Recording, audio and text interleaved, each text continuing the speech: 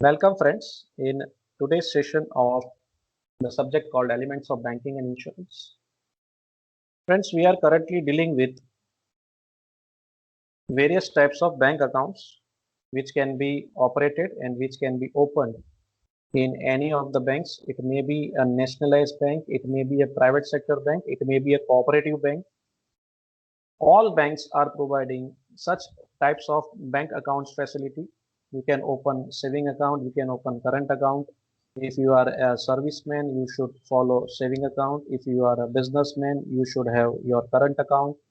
And if you want to save something, small savings, if it is converted into a big amount, you can convert that small saving into FDs. So these are the three basic accounts which are operated by the customers in the banks, including there is one special account called recurring deposit account, which is a very important account. Many of the students or many of the persons are not knowing what is exactly recurring deposit account. So today we will have an idea, knowledge, information related with recurring deposit account.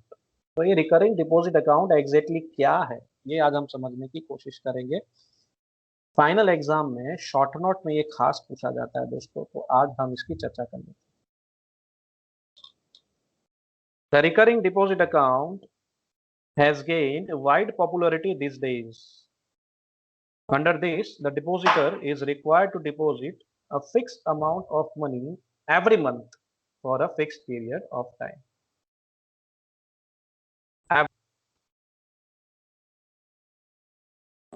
इस particular account में जमा कर दिया, जिसे हम कहते हैं एक तरीके से इंस्टॉलमेंट हो गया, हफ्ता हो गया।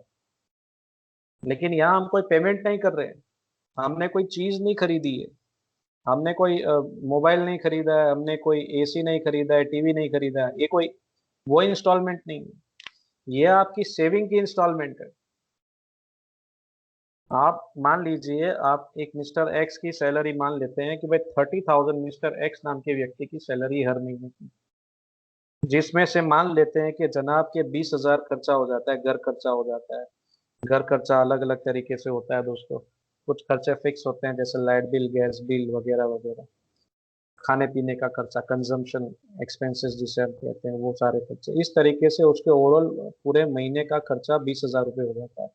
उसके बाद हाथ में बचते हैं 10,000 हर महीने। तो 10,000 में से वो सोच सकता है कि चलिए भाई 10,000 में से 5,000 जो है मैं इमरजेंसी फंड के लिए रखता हूँ हर महीने, यानी 5,000 मेरे अकाउंट में पड़े रहे भले, उसको मैं टच नहीं करूंगा।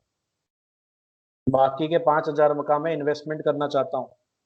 तो हो सकता है उस 5,000 में से 2,000 रुपये मान लेते हैं कि रिकरिंग डिपॉजिट अकाउंट अगर वो ओपन करवाता है तो हर महीने 2,000 रुपये उसमें से वो रिकरिंग डिपॉजिट अकाउंट में डिपॉजिट कर दे। फिक्स अमाउंट हर महीने मान लेते हैं 2,000 रुपये मिस्टर एक्स डिपॉजिट कर रहे हैं हर महीने, और स्पेसिफिक पीरियड ऑफ टाइम।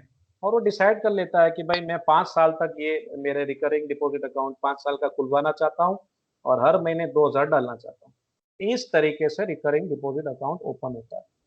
रकम आप तय करेंगे, स्पेसिफिक पीरियड आप तय करें कि कितने साल तक मैं ये अकाउंट ऑपरेट करना चाहता हूँ। यहाँ पे भी ड्यूरेशन फिक्स करना होगा, समय फिक्स करना होगा।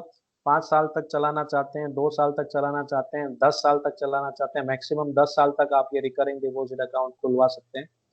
तो 12 महीने से लेकर 10 साल तक आप इसको ओपन, ये ड्यूरेशन के लिए ओपन करवा सकते हैं। और रकम आपने तय करनी है, रकम भी मिनिमम 5 रुपए से लेकर 500 से भी ज्यादा अगर आप डिपॉजिट करना चाहें तो कर सकते हैं। मैक्सिमम की कोई लिमिट नहीं है, पर नॉर्मली 2,000, 3,000, 5,000, ज्यादा से ज्यादा लोग 10,000, जहां तक मैंने देखा है, इतनी रकम का इन्वेस्टमेंट हर महीने करते हैं इस पर्टिकुलर रिकरिंग डिपॉजिट अकाउंट के अंदर। नॉर्मली 2,000 से 5,000 के बीच में ज्यादातर लोग इसको प्रेफर करते हैं, इसमें इन्वेस्टमेंट करते हैं, जहां तक मैंने देखा है। मेरा अनुभव जो है 15 साल का, वो मैं आपसे शेयर कर रहा हूँ। सो ईच इंस्टॉलमेंट में वेरी फ्रॉम ₹5। मिनिमम 5 रुपए से आप ये काम शुरू कर सकते हैं, लेकिन 5 रुपए कौन पे करेगा आज के ज़माने में। 500 तक आप जा सकते हैं, 500 से ज़्यादा भी अगर आप डिपॉजिट करना चाहें कर सकते हैं। ठीक है, मान लीजिए आप अभी इनकम अर्न कर रहे हैं, हर महीने आप मान लीजिए 5,000 आपकी इनकम है, 5,000 में से आप मान लीजिए कि आप एक छोटा सा 500 रुपए का भी हर महीने सेविंग करते हैं, इस पर्टिकुलर अकाउंट में डालते हैं, 10% आप पकड़ लेते हैं, आप 5,000 महीने के कमा रहे हैं फिलहाल, एज अ कॉलेज स्टूडेंट 5,000 आपकी इनकम है हर महीने की, उसमें से 500 रुपये आप डाल दीजिए रिकरिंग डिपॉजिट अकाउंट में। कुछ स्टूडेंट मुझे पूछते हैं, सर मैं अभी पर्टिकुलर इतना कमा रहा हूँ तो कहाँ इन्वेस्ट करूँ, ऐसा मुझे पूछते हैं कुछ स्टूडेंट, जब मिलते हैं पर्सनली तब मुझे पूछते हैं। तब मैं उनको एक रिकरिंग डिपॉजिट अकाउंट की सलाह देता हूँ और दूसरा म्यूचुअल फंड्स में इन्वेस्टमेंट करने की सलाह देता हूँ नॉर्मली। म्यूचुअल फंड्स में भी एसआईपी होते हैं, सिस्टमेटिक इन्वेस्टमेंट प्लान होते हैं, हर महीने आप 500,000 रुपये डालते जाइए, उसमें भी इसी तरीके से स्पेसिफाई हो जाता है, हर महीने आपने 500,000 आप म्यूचुअल फंड में डाल सकते हैं इस तरीके से। वैसे म्यूचुअल फंड में नहीं डालना है तो आप fix interest rate, mutual fund में क्या होता है, आपका इंटरेस्ट रेट फिक्स नहीं होता, आपको क्या मिलने वाला है पता नहीं होता है, वो मार्केट जो होता है उसके ऊपर चलता है, शेयर मार्केट जो होता है, सेंसेक्स जो होता है, उसके हिसाब से आपको रेट ऑफ डिविडेंड जो मिलने वाला होता है वो मिलेगा। लेकिन यहाँ आपका इंटरेस्ट फिक्स हो जाता है, रिकरिंग का जो भी इंटरेस्ट फिक्स किया गया होगा, जितना टेन्योर आप डिसाइड करते हैं कि भाई मैं 5 साल के लिए इसको कंटिन्यू करूंगा, तो 5 साल जो आप बोल रहे हैं, वचन दे रहे हैं, 5 साल तक आप डिपॉजिट करने वाले हैं 2-2 हज़ार रुपए, तो 5 साल का जो रेट ऑफ इंटरेस्ट होगा उसका फायदा आपको मिलेगा, उसके हिसाब से मिलेगा, जितना ड्यूरेशन आप डिसाइड करेंगे उसके हिसाब से आपको फायदा मिलेगा। तो यहाँ rate of interest time period के ऊपर होता है, याद रखिएगा, जितना छोटा टाइम पीरियड लोगे, 12 महीने के लिए करवाना चाहता हूँ तो रेट ऑफ इंटरेस्ट उतना ही कम होगा, लेकिन आप 5 साल 7 साल 10 साल तक का लेंगे तो उतना ही रेट ऑफ इंटरेस्ट ज्यादा आपको मिलेगा। After completion of the specified period, the customer gets back all his deposits along with the cumulative interest offered on them. आपने मान लीजिए 5 साल के लिए इस अकाउंट को ओपन किया है, 5 साल तक आप हर महीने 2-2 हज़ार रुपए डालते जा रहे हैं, डालते जा रहे हैं, डालते जा रहे हैं, और 5 साल जैसे ही कंप्लीट होगा तो आपने जो 2-2 हज़ार की जो आपने प्रिंसिपल अमाउंट, जो मेन अमाउंट आपने डाली है, principal amount plus interest plus ब्याज, आपका 5 साल का जो साथ में होगा, साथ में जो होगा उसको क्या कहेंगे, क्यूमुलेटिव इंटरेस्ट, जो हर साल आपको ब्याज पे भी जो ब्याज मिल रहा होगा वो ऐड किया हुआ जो होगा, वो पूरा डिपॉजिट का principal amount plus cumulative interest, ये दोनों आपको मिल जाएगा जैसे ही आपका ड्यूरेशन कंप्लीट होता है। Recurring deposit account is also known as cumulative deposit account, cumulative deposit account के नाम से भी ये जाना जाता है क्योंकि इसमें आपको क्यूमुलेटिव इंटरेस्ट मिलता है। The purpose of all this account is to encourage middle class and poor people to save regularly and to get a high rate of interest from banks on such savings। ये क्या करता है sir, ये account encourage करता है कि ज्यादा से ज्यादा सेविंग्स की जाए। किसे एनकरेज कर रहा है ये, ज्यादातर ये अकाउंट कौन ओपन करता है, middle class people, below middle level class people, poor people, ये लोग ज्यादातर ये अकाउंट ओपन करते हैं और इनको जो है ये हाई रेट ऑफ इंटरेस्ट का बेनिफिट इस पर्टिकुलर अकाउंट से मिल सकता है। लेकिन कंसिस्टेंसी आपको देनी होगी, हर महीने आपने जो वचन दिया 500 रुपया, 1000 रुपया, 2000 रुपया, आपको हर महीने भरना होगा। लाइक एन इंस्टॉलमेंट, हम जब कोई लोन लेते हैं तो कैसे इंस्टॉलमेंट्स पे करते हैं, यहाँ हम सेविंग्स कर रहे हैं तो ये सेविंग्स में भी आपकी कंसिस्टेंसी होनी चाहिए, आपने बार बार पे करना है, रिकरिंग का मतलब ही होता है बार बार पे करना, कंटिन्यूटी होनी चाहिए, कंसिस्टेंसी होनी चाहिए। The rate of interest offered by banks on recurring deposit of account is higher than the rate of interest on the saving bank account. Saving bank account में आपको जो रेट ऑफ इंटरेस्ट मिलता है उससे ज्यादा ही rate of interest recurring deposit account से मिलेगा, because the recurring account is just like a fix deposit account and money from the account can not be withdrawn before the maturity date. इसमें lock in period आ जाता है, आपने 5 साल की जो मांग की है तो 5 साल तक आप उस रकम को छू नहीं सकते, आप 2-2 हज़ार डालते जाइए, डालते जाइए, 5 साल जैसे ही खत्म होगा उसके बाद आपको प्रिंसिपल अमाउंट प्लस आपका जो ब्याज हुआ है एक साथ, वो पूरा का पूरा आपको साथ में मिलेगा। एफडी जैसा हो गया, लेकिन यहाँ एफडी में आपने लमसम रकम, एफडी में क्या होता है एक साथ आपने 40,000 डाल दिए, हजार हजार नहीं डाल रहे। रिकरिंग में क्या होगा, आप हर महीने 1000-2000 जो आपने डिसाइड किया उतनी रकम डालते जाए, और इसका बेनिफिट आपको जब आपका मैच्योरिटी हो जाएगा, उस अकाउंट का मैच्योरिटी पीरियड कंप्लीट हो जाएगा, उसके बाद आपको ये रकम मिलेगी, उसके बाद लक्ष्मी के दर्शन होंगे। ऐसा सिंपल है। और ये अल्टीमेटली फिक्स डिपॉजिट में जितना फायदा मिलता है उतना ही फायदा रिकरिंग अकाउंट में मिलता है। ये उनके लिए जो एक साथ डिपॉजिट नहीं करना चाहते, भाई 40,000 50,000 मेरे जमा ही नहीं होते, जो भी अकाउंट में होते खर्च हो जाते हैं, चल मैं रिकरिंग अकाउंट खुलवा देता हूँ, हर महीने 1000 2000 डालता रहूंगा, ये तो मेरे सारे खर्चे हो जाते, पैसे बचते ही नहीं अकाउंट में, उनके लिए सबसे इंपॉर्टेंट अकाउंट है। अब फीचर समझ लेते हैं, features of recurring deposit account क्या है। The deposit is made every month of a fix amount, से ₹5 10 15 25 एंड सो ऑन। मैक्सिमम की कोई लिमिट नहीं है। हर महीने एक फिक्स अमाउंट जो होता है, फिक्स अमाउंट जो पहले से तय किया जाएगा, तय हमें करना है, डिसाइड हमें करना है कि कितनी रकम से मैं रिकरिंग डिपॉजिट अकाउंट खुलवाना चाहता हूँ। ठीक है, 5 10 15 25 रुपए का रिकरिंग डिपॉजिट कोई नहीं खुलवाएगा, ये तो एग्जाम्पल दिया हुआ है। नॉर्मली 500 1000 2000 इस तरीके से रिकरिंग डिपॉजिट को फॉलो किया जाता है। 100 200 का भी आप खुलवा सकते हैं, कोई दिक्कत नहीं, छोटी छोटी रकम से इन्वेस्टमेंट आप शुरू कर सकते हैं, आपको एनकरेजमेंट मिलेगा। उसके बाद the deposit is made for a fix period, यहाँ पीरियड फिक्स करना है, अमाउंट फिक्स कर देना है, हर महीने कितने डालने वाले हैं, तो कितने साल के लिए आप ये अकाउंट खोलना चाहते हैं। यहाँ पे मंथ वाइज इंफॉर्मेशन होती है, 6 महीने के लिए, 12 महीने के लिए, 24 महीने के लिए, 3 साल, 2 4 साल, 5 साल, इस तरीके से ज्यादा 10 साल, 120 महीने के लिए आप इसको ऑपरेट कर सकते हैं। ठीक है, मिनिमम 6 मंथ्स, मैक्सिमम 120 मंथ्स के लिए आप इस अकाउंट का बेनिफिट ले सकते हैं। The account can be transferred from one branch to another branch in the country on request by the customer without any charges. मान लीजिए आप सूरत शहर में रह रहे हैं, गुजरात में रह रहे हैं, और अचानक से आपको वहां से ट्रांसफर लेने की बात आ जा रही है, एक शहर से दूसरे शहर में जाने की बात आ रही है, एक स्टेट से दूसरे स्टेट में जाने की बात आ रही है, आप स्टेट बदल रहे हैं, गुजरात से महाराष्ट्र जा रहे हैं, तो आप बैंक को रिक्वेस्ट कर सकते हैं that you want to transfer your account to a particular state in a particular city, तो वो भी हो सकता है, और यहाँ इसके लिए कोई चार्ज आपसे नहीं लिया जाएगा। You can transfer your account from one branch to another branch in India by requesting to the bank, and for this no charge will be taken. It can be opened in the name of one person, jointly in the names of two or more person, or by minor, or by a guardian in the name of a minor. अब ये इतना पढ़ने के बाद वो ऐसे confuse हो जाता है, ये क्या है। सिंपल है, आप सिंगल नेम से ओपन कर सकते हैं, आप इसका भी जॉइंट अकाउंट खुलवा सकते हैं, जैसे सेविंग में जॉइंट अकाउंट खुल सकता है, करंट में खुल सकता है, एफडी भी जॉइंट अकाउंट के हिसाब से खुल सकती है, जॉइंट नेम में खुल सकती है। तो रिकरिंग डिपॉजिट का भी हम जॉइंटली ओपन कर सकते हैं, दो व्यक्ति मिलके भी इसे ऑपरेट कर सकते हैं, दो से ज़्यादा भी हो सकते हैं। माइनर का भी आप रिकरिंग अकाउंट ओपन कर सकते हैं, माइनर खुद ऑपरेट कर सकता है, 10 साल से ज़्यादा की उम्र हो, माइनर यानी छोटा बच्चा जिसकी 18 ईयर्स कंप्लीट नहीं है, वो माइनर पर्सन होता है, इतना पता होना चाहिए, बेसिक पॉइंट है। माइनर वो minor person is a person whose age is less than 18 years.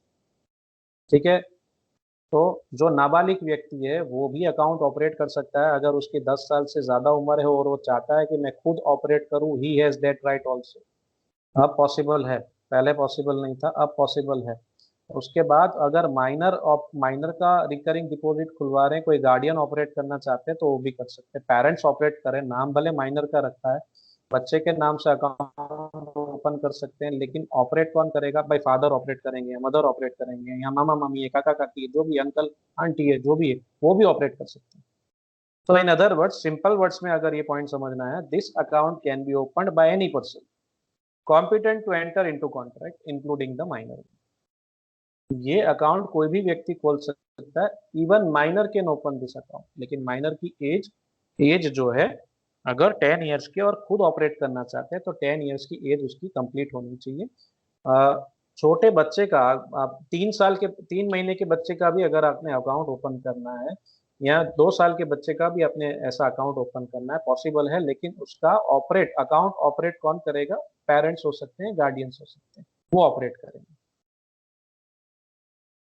इसके बाद आगे और पॉइंट्स हैं, फीचर्स से देखते हैं। The account attracts higher rate of interest, the rate of interest is almost equal to that of the fix deposit account.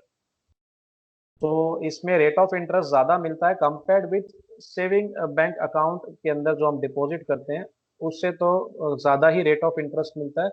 Almost FD के अंदर जो रेट ऑफ इंटरेस्ट मिलता है उतना ही rate of interest recurring deposit account के अंदर मिलता है। तो ये अकाउंट उस तरीके से एनकरेज करता है, जो एक साथ लमसम अकाउंट के अंदर पैसे नहीं डाल सकते हैं, उनके लिए ये वरदान है ये अकाउंट। वो छोटी छोटी इंस्टॉलमेंट करके अपनी सेविंग्स की इंस्टॉलमेंट करके इस पर्टिकुलर अकाउंट में डिपॉजिट करते जाते हैं, और इस तरीके से इनकी इन्वेस्टमेंट होती जाती है और उनको ब्याज मिलता है, इंटरेस्ट मिलता है।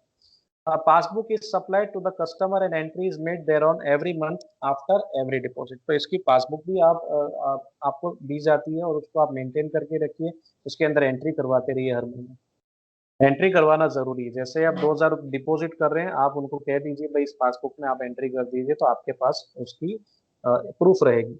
एक तरीके से स्लिप तो है ही हमारे पास, लेकिन पे इन स्लिप की हमारे पास काउंटर फाइल होती है, वो एक प्रूफ है। और दूसरा प्रूफ क्या है, पासबुक के अंदर एंट्री हो जाए, बात खत्म होगी, हमारे पास प्रूफ हो जाता है। After the last installment is paid, the customer has to wait for a month to complete the period, and then after he can cash his deposit without together with interest due thereon। अब मान लीजिए 5 साल के लिए आपने ये account open किया, 5 साल का जो आखिरी महीना होगा, आप नॉर्मली फर्स्ट वीक में आप जाके ये 5,000 रुपये या 2,000 रुपये डिपॉजिट कर रहे होंगे, तो जो आखिरी इंस्टॉलमेंट 60 मंथ जो होगा, 60 मंथ, तो 60 मंथ में जाके आपने जो आखिरी डिपॉजिट की है वो तो महीने की स्टार्टिंग में की होगी, ठीक है। अब वो महीना खत्म होने देना पड़ेगा, ठीक है। वो महीने की एंड हो जाएगी, 30 डेट आ जाएगी, वो महीना जैसे ही खत्म होगा, आपके 5 साल का टेन्योर तब खत्म होगा। जैसे ही 5 साल कंप्लीट होते हैं, उसके बाद आप अपनी टोटल रकम वहां से, उस डिपॉजिट को आप विड्रॉ कर सकते हैं। प्रिंसिपल अमाउंट प्लस इंटरेस्ट, ये दोनों आपको तब मिल जाएगा इस तरीके से। अब क्या इस अकाउंट के सामने हमने लोन लेनी है, तो क्या हम लोन ले सकते हैं? बिल्कुल मिल सकती है। The customer is allowed to raise loan against his recurring deposit account the maximum limit of 75% of the deposit he has made till the date of raising the loan. जितनी भी डिपॉजिट आप कर रहे हैं, उस डिपॉजिट का 75% आपको loan की तरह मिल सकता है।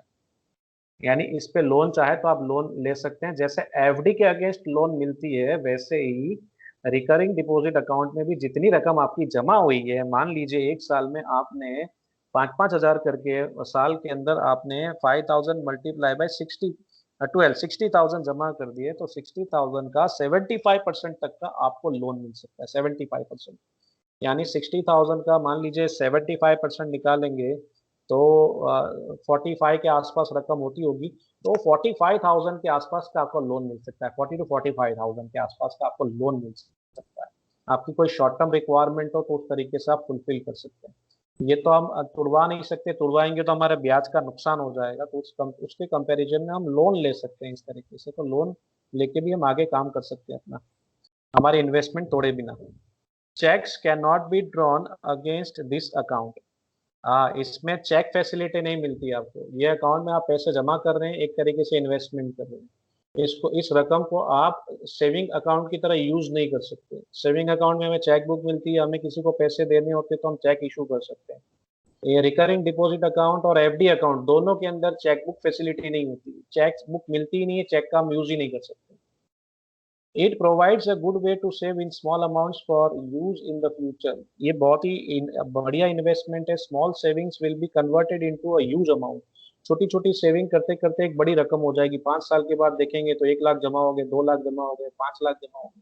जितने रकम आप डालोगे उसके बेसिस पे, और ये फ्यूचर में हमें काम आएगा। कहाँ काम आएगा? बच्चों की पढ़ाई के लिए, बच्चों की शादियों के लिए, means education of child, marriage of children, तब हमें ये रकम काम आ जाएगी।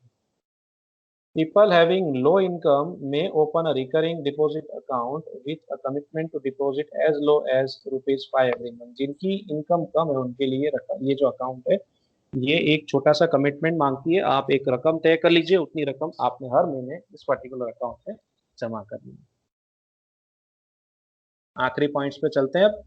Such a facility of recurring scheme is available in banks as well as in Indian Post Office। ये अकाउंट आप कहाँ जाके खुलवा सकते हैं? तो आप कोई भी भारत की कोई भी बैंक्स में चले जाइए, प्राइवेट बैंक हो, पब्लिक सेक्टर बैंक हो, कोऑपरेटिव बैंक हो, छोटी सी मंडड़ी हो, मंडड़ी सोसाइटीज जो कहते हैं, ये हर जगह पे इस तरीके की सुविधा है।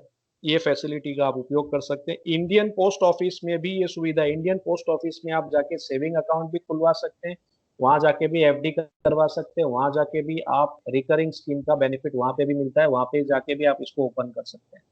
In case of depositor compels to close down the account, before the maturity, then a bank does not pay any interest if the deposits are made for less than 3 months. अब कभी कभी क्या होता है कि हमने जो डिपॉजिट कर रहे हैं, हमें उस रकम की जरूरत पड़ जाए तो हम बैंक को इस एक तरीके से बैंक पे दबाव डालने की कोशिश करते हैं कि भाई मुझे तो पैसे की जरूरत है, मैं ये अकाउंट के अंदर जो पैसे निकाल लेना चाहता हूँ, ये अकाउंट क्लोज कर देना चाहता हूँ। अगर आप तीन डिपॉजिट अकाउंट आपने ये स्टार्ट किया और 3 महीने के अंदर ही आप ये अकाउंट को क्लोज करना चाहते हैं, परमिशन मिल जाएगी, आपको इनकार नहीं कर सकते, लेकिन आपको आपको इसका जो लॉस होगा वो बता दिया जाएगा कि अगर 3 महीने में ही अगर आप इस अकाउंट को क्लोज करते हैं ओपन करने के बाद, तो आपको 1 रुपया ब्याज नहीं मिलेगा।